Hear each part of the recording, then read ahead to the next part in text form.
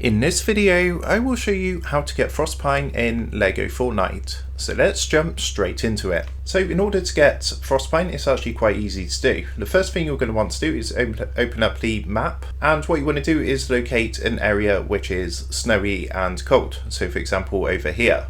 So what you're going to want to do next is go ahead and come across to the snowy area. So I'm just going to go across to this one now. And once you're in the snowy area, what you want to do is locate any trees that are basically like pine trees covered in snow. So for example, this one here, and then just go ahead and use your forest axe to start mining a tree. So you just want to keep hitting it like this.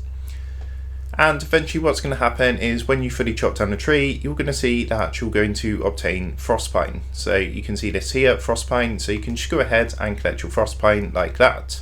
Now you do need a pretty strong axe to do this, so make sure you do upgrade your crafting bench, and so that you do have a strong enough axe, I would recommend upgrading until you get the epic axe, which deals 7 damage. And then once you've got that, you can just come across to the snowy area and start mining trees to obtain Frostpine in LEGO Fortnite.